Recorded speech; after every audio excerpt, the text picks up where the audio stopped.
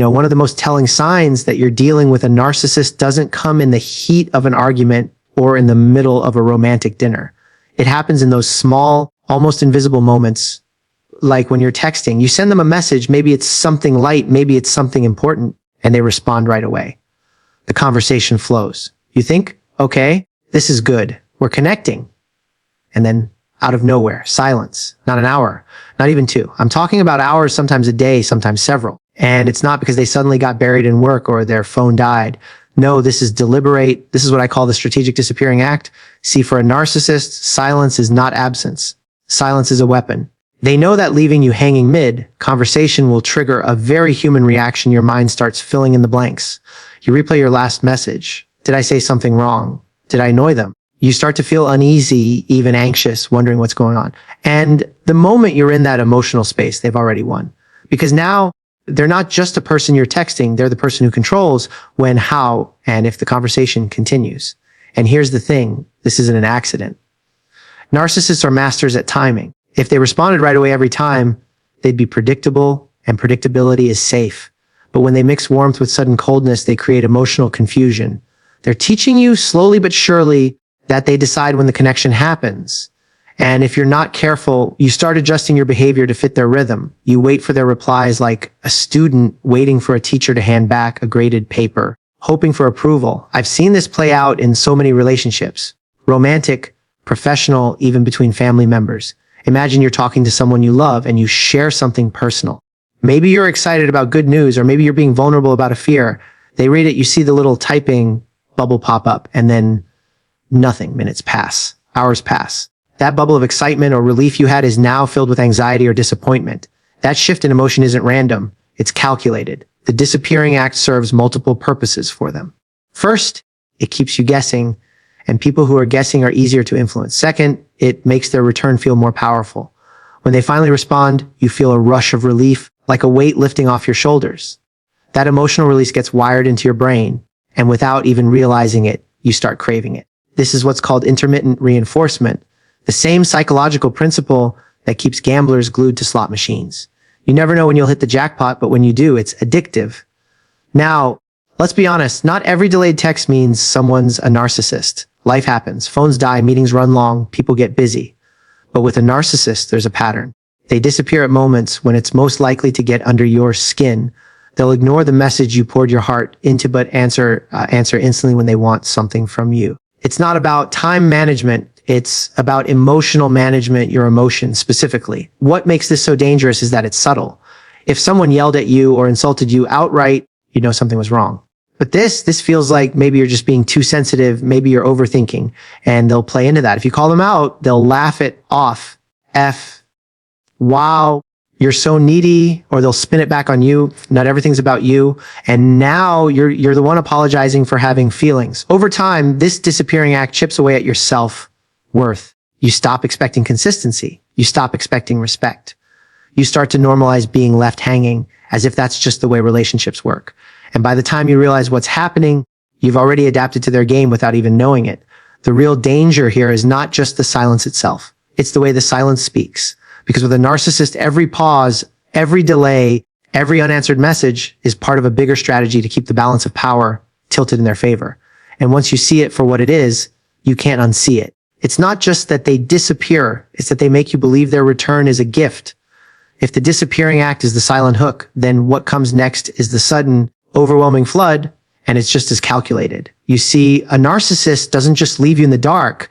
They know exactly how to step back into the light in a way that makes you feel relief, excitement, and even gratitude for their attention. And they do it through what I call emotional whiplash. One moment, they're gone. The next, your phone lights up like a Christmas tree with their name plastered all over the screen. Text after text, meme after meme, maybe a miss you, or thinking of you, thrown in for good measure. They'll even toss in a dramatic life update or a crazy story just to hook your attention. And here's the kicker. It's not genuine reconnection. It's not about them missing you. It's about them making sure you remember that they still hold the power to make you feel seen and unseen whenever they choose. The timing of these text floods is never random. They'll often appear right after you've finally started to calm down from their absence. Maybe you were beginning to focus on your day again. Maybe you were even starting to think, you know what? I'm not going to let this bother me anymore.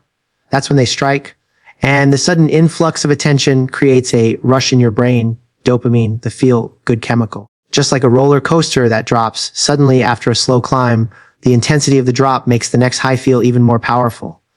But here's the dangerous part. The high is temporary. That rush you feel from them coming back is not built on anything solid. It's not built on trust or respect or consistent care. It's built on contrast, the contrast between their cold silence and their sudden warmth. And that's why it's so addictive.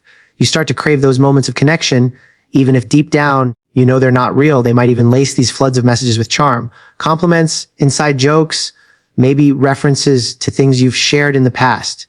This isn't random kindness, it's targeted bait. It pulls you right back into the emotional space where you feel like things are good again, even though nothing has actually changed. And because you're human, because you want to believe in the best version of them, you might ignore the part of you that knows this is just part of their cycle. Now, why do they do this? Because inconsistency keeps you hooked. If they were cold all the time, you'd eventually detach. If they were warm all the time, you'd feel secure, and secure people are harder to control. But by alternating between silence and flooding you with affection or attention, they keep you emotionally off balance. It's the unpredictability that makes you hold on tighter, hoping that the good version of them will stick around this time. Think about it. After a period of silence, you're vulnerable. You're craving any sign that they still care, still value you, still want you in their life. So when those texts start coming in rapid fire, it feels like rescue. Like the dry spell is finally over and you can breathe again. But that's exactly what makes it so dangerous. Because in reality, they're not rescuing you. They're reminding you that your sense of emotional safety depends on them deciding to show up. And if you look closely, these floods often happen when they need something. Maybe they're bored. Maybe they need validation. Maybe they want to distract you from something they did. Or maybe they just want to make sure they're still the center of your attention. Whatever the reason, it's always about their needs, not yours. The truth is these bursts of attention are just another form of control. By deciding when you get connection and when you don't, they make sure you're always chasing, always wondering, always slightly unsettled. And that unsettled feeling becomes the backdrop of the relationship until you can't even remember what it's like to have someone who communicates with you consistently and honestly.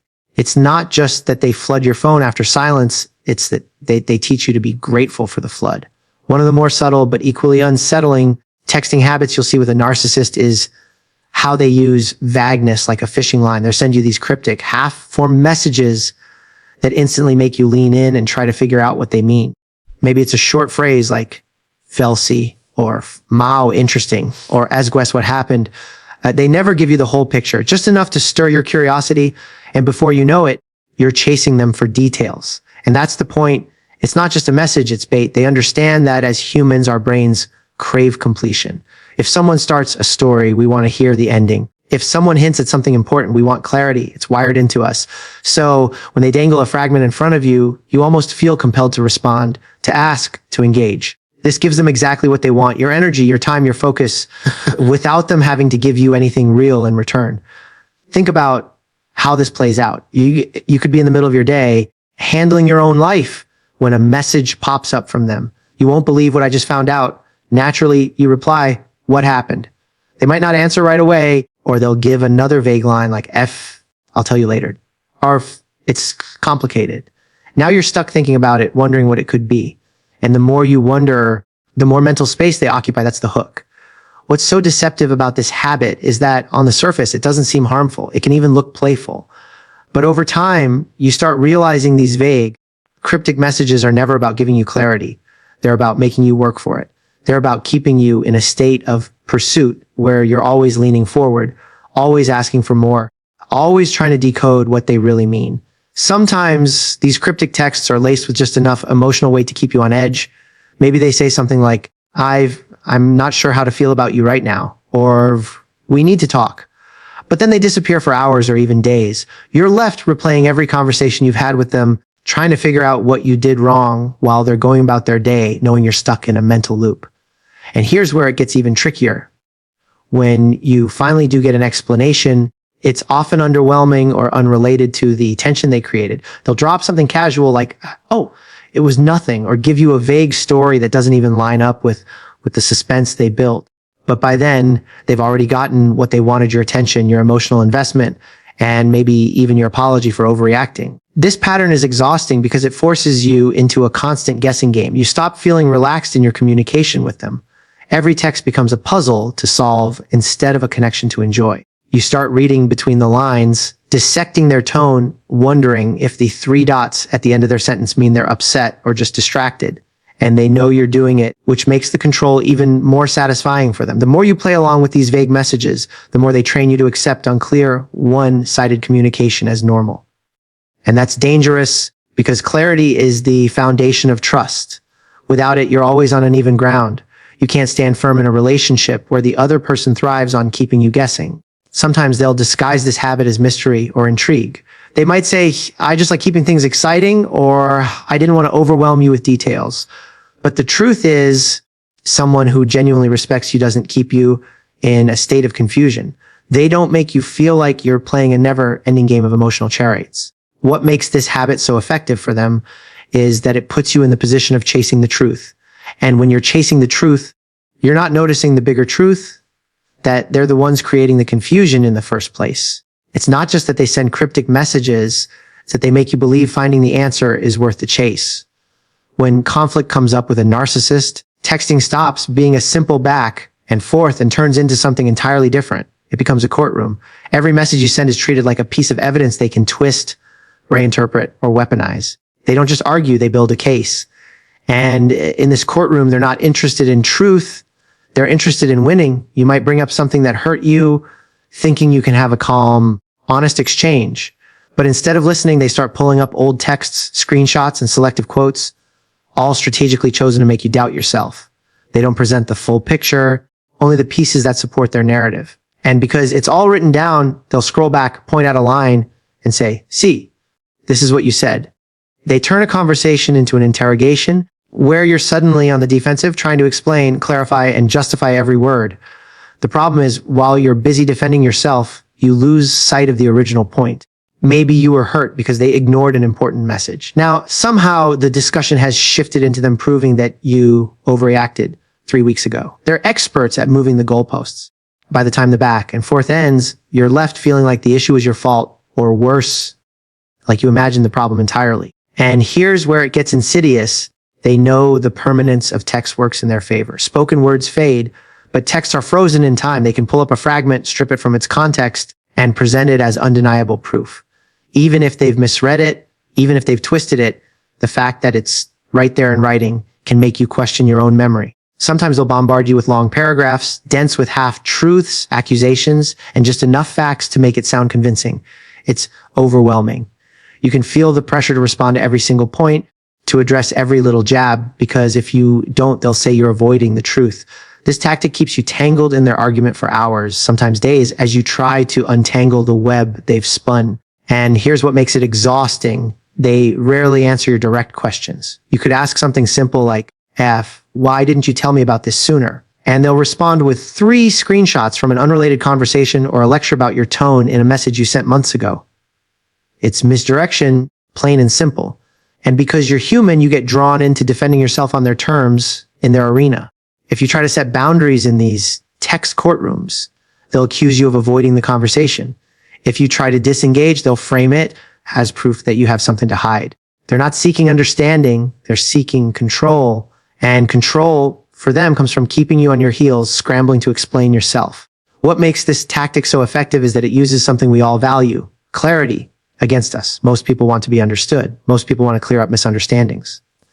A narcissist knows this, and they exploit it. They know you'll want to explain to fill in the gaps, to prove your side. And while you're doing that, they've already taken control of the entire narrative.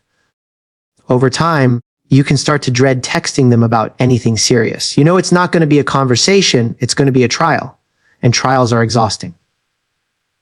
So maybe you stop bringing things up altogether. Maybe you swallow your feelings to avoid the avalanche of evidence and arguments. And that's exactly what they want. Your silence, your compliance, your willingness to let things slide just to keep the peace. It's not just that they turn texts into a courtroom, it's that they make you believe you're always the one on trial. Breadcrumbing is one of those habits that can feel harmless at first glance, but over time, it's one of the most draining games a narcissist plays. It's when they give you just enough attention to keep you thinking about them, just enough crumbs to keep you walking toward them, but never enough to truly satisfy your need for real connection. It could be a random, hey, out of nowhere, a single heart emoji or a thinking of you text after weeks of silence. They're not actually trying to engage in a meaningful conversation. They're just reminding you they're still there, dangling that tiny piece of affection so you don't wander too far. The genius and the cruelty of breadcrumbing is that it works on hope. Every small ping from them carries the possibility of something bigger, something better. Your brain doesn't register it as just a single word or emoji. It registers it as a signal if maybe they're coming back. Maybe things will go back to the way they were. Boss, and that little spark of hope is enough to keep you checking your phone, waiting for the rest of the message that never comes. Sometimes breadcrumbing comes right after they've been cold or distant for a while. You've been feeling their absence, maybe even thinking about moving on, and then ping. There it is, a casual text. No apology, no real explanation, just a little crumb to pull you back in. And because it's been a while since you've heard from them, that small effort can feel bigger than it actually is. You start filling in the blanks, imagining the meaning behind it, giving it more weight than it deserves. The truth is, these crumbs are never followed by a feast. They're not leading to deeper conversations, plans to meet up, or genuine reconnection. They're placeholders. They're a way for the narcissist to keep you on the back burner while they focus their attention elsewhere, knowing they can circle back whenever they please. What makes breadcrumbing so effective is that it taps into your natural desire for closure and consistency. Even if you know the relationship is unhealthy, part of you wants to believe that every small gesture means they still care. And narcissists count on that. They know you'll lean toward giving them the benefit of the doubt rather than admitting that someone you care about is deliberately keeping you at arm's length. They might even dress up their breadcrumbs to make them look like real effort, a selfie, a song link, a shared meme. These aren't signs of deep interest. They're just quick, low investment ways to stay in your mind. And because they require almost no energy from them, they can drop these crumbs to multiple people at once, keeping several connections alive without committing to any of them. Over time, breadcrumbing wears you down. You start to lower your expectations without realizing it. Instead of feeling frustrated by a one-word reply, you start feeling grateful for it. You convince yourself that any attention is better than none, even though the connection you're getting is shallow and inconsistent. This is where the danger lies when you start accepting the crumbs as a substitute for the full meal you deserve. And because breadcrumbing is unpredictable, it keeps you checking your phone more than you'd like to admit. You don't know when the next little crumb will come, but when it does, it lights up your brain like a reward. That unpredictability makes it addictive. It's not the frequency that hooks you, it's the possibility. The cruel part is that while you're holding on to every little message they send, they're not losing sleep over you. Breadcrumbing is about control, not connection. It's about making sure they stay in your head without making space for you in their life. And as long as you keep picking up those crumbs, they have no reason to offer you anything more substantial. It's not just that they send meaningless little check-ins, it's that they make you believe those crumbs mean you're still being fed. One of the most manipulative texting habits you'll notice with a narcissist is the way they use delayed responses as a form of punishment. This isn't about them simply being busy or distracted. It's intentional. They know exactly how much you value their attention, and they know exactly how to use the absence of it to make a point. When they're upset with you, when they want to make you feel small, or when they simply want to remind you who's in control or withhold their reply, it might happen after you've said something they didn't like. Maybe you set a boundary. Maybe you disagreed with them. Or maybe you just didn't give them the reaction they wanted. Instead of addressing it directly, they hit you with silence. You send a follow-up message. No reply. You check your phone, wondering if they saw it, and you know they did because you can see the read receipt or that online status. Still nothing. Hours turn into a day. The silence becomes heavier and heavier. And here's the tricky part. You start to second guess yourself. Did I say something wrong? Did I upset them? Are they okay? That discomfort you feel, that's exactly what they're going for. They want you to sit in that uncertainty. They want you to be the one to chase, to apologize, to smooth things over, even if you didn't do anything wrong. What makes this so effective is that it flips the normal rhythm of communication. Most healthy people respond in a reasonable time frame, especially if the conversation is important. But when someone deliberately withholds a response, it breaks that rhythm. The lack of closure, the lack of acknowledgement creates tension. And the longer it goes on, the more power they hold. Sometimes when they finally do respond, it's casual, almost like nothing happened. They might send a lighthearted comment or a completely unrelated message. This is strategic. By acting as if nothing was wrong, they avoid accountability while also teaching you that their attention is unpredictable. You never quite know when they'll respond or what mood they'll be in when they do. That unpredictability keeps you walking on eggshells. Other times, their eventual reply will be short and cold. A single word, a thumbs up emoji, a flat, okay. This is their way of letting you know they're still withholding warmth, still in control. You're meant to feel the difference, to notice that the tone has shifted, and you're meant to work harder to get back to their good side. Over time, this kind of delayed response conditioning changes how you communicate with them. You might start crafting your messages carefully, making sure you phrase things in a way that won't trigger another silent stretch. You might avoid certain topics altogether just to keep the conversation flowing.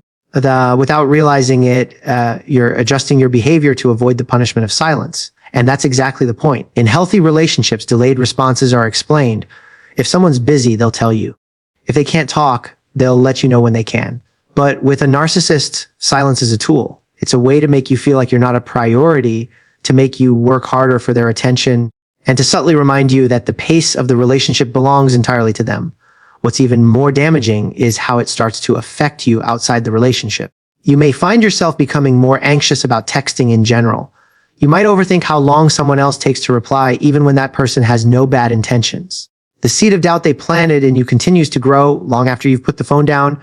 The cruel brilliance of this tactic is that it doesn't require them to say a single word. They can create insecurity, frustration, and even guilt without ever typing a sentence. And because silence can't be quoted or proven, it's easy for them to deny it's even happening. If you call them out, they'll say you're overreacting, that you're being too sensitive, that you're making a big deal out of nothing. And now you're left not only hurt, but also questioning your own perception. It's not just that they take hours or days to respond, it's that they make you believe their silence is your fault. At the end of the day, these texting habits aren't just quirks or personality differences. They're patterns of control. Each one, whether it's disappearing without warning, flooding you with messages after silence, sending cryptic one-liners, turning conversations into courtrooms, breadcrumbing you with scraps of attention, or punishing you with delayed responses, is designed to keep you off balance.